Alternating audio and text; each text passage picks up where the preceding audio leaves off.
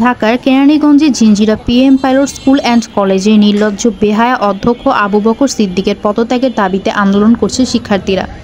জিঞ্জিরা পীর Mohammad pilot school and কলেজের অধ্যক্ষ ডক্টর আবু বকর, তিনি একজন জিঞ্জিরার সরকারি কাজী, একজন দুর্নীতিবাজ এবং আওয়ামী লীগের ফ্যাসিবাদী সরকারের দোসর। দাবিগুলো কি এবং কেন তোমরা একজন শিক্ষকের মতো মহান পেশায় যে তিনি জড়িত আছেন তার বিরুদ্ধে আন্দোলনে নামতে বাধ্য হন না?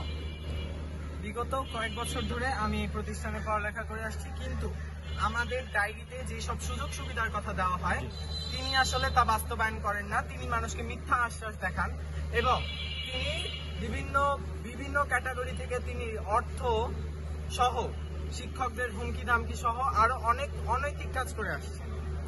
আমরা দেখতে পারি যে তিনি তার বিরুদ্ধে কি কি প্রতিষ্ঠানের শিক্ষার্থীরা অভিযোগ এনেছেন। শিক্ষক ও শিক্ষার্থীদের সাথে অসৌজন্যমূলক আচরণ করেছেন। তিনি অভিভাবকদের লাঞ্ছিত করেছেন। কোনো অভিভাবক যদি তার কাছে কোনো গরিব অভিভাবক আসে, তাদের লাঞ্ছিত করে বের করে দেওয়া হয়, বলা হয় যে প্রয়োজনে কাজ করে বেতন দিবেন, না হলে পড়ানোর দরকার নেই। তারপরে বৈষম্য বিরোধী ছাত্র আন্দোলনের পক্ষে যারা ছিল তাদেরকে সন্ত্রাসী বলে আখ্যায়িত করে তিনি একটা আমাদের অফিসিয়াল ফেসবুক পেজে একটা পোস্ট করেছেন।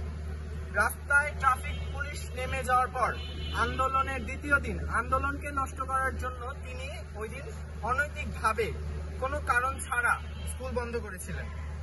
নিজের সুবিধার্থে নানা সময় নানা শিক্ষক কর্মচারীদের বহিষ্কার করে এসেছেন।